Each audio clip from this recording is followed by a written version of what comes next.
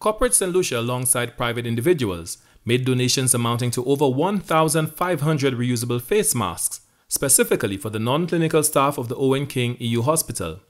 Executive Director of the hospital, Nancy Francis, said the hospital is extremely grateful for the donations made by the Tribe of Twelve and Landmark Events, the Sewing Center, Lauren Francois, and Althea Emmanuel. These individuals, notwithstanding what is happening, took time off to sit and to put together this wonderful creation and to donate it to the management and staff of the hospital.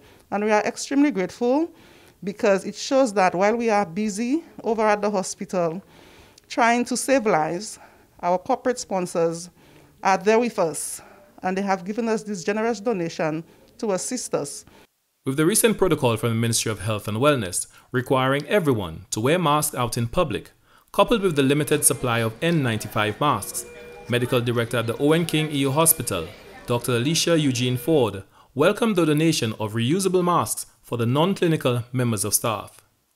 The N95 mask that you hear persons are talking about and the surgical mask, we were asking that we leave it for the frontline workers, the healthcare workers that are dealing with patients directly, also persons that are very ill and persons like the firemen or the paramedics.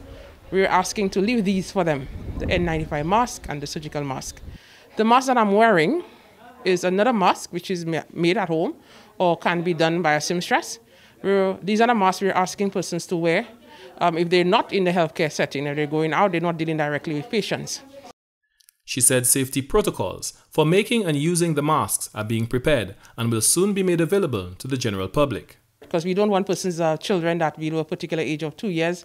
We do not want persons who are unconscious or persons who are unable to remove the mask or persons with particular breathing issues to be wearing the mask. So we want to be very careful on who should be wearing the mask and how these masks what areas it should be covered when you're actually making them, and other important details of how to clean the mask, how to wash it, disinfect it, etc. Dr. Ford also used the opportunity to appeal to certain sectors of the society to stop stigmatizing and discriminating against nurses and other staff of the hospital during this COVID-19 pandemic. But because COVID-19 is a health issue, you have a situation where as long as you're a healthcare worker, whether you're a nurse, even though you're not even working at respiratory hospital, but you're actually working at Okeu or you're working at the wellness center, you may have persons actually not treating them nicely, not allowing them to go on the bus sometimes, not wanting to hang around them or be around them or even associate themselves with them simply because they are working in a healthcare facility. Okay, so we're asking persons to, we are pushing for physical distancing, but we're also asking persons that you not treat them badly, you show a degree of cooperation and tolerance with them, because these are the same healthcare workers that are working together to ensure that we combat COVID-19.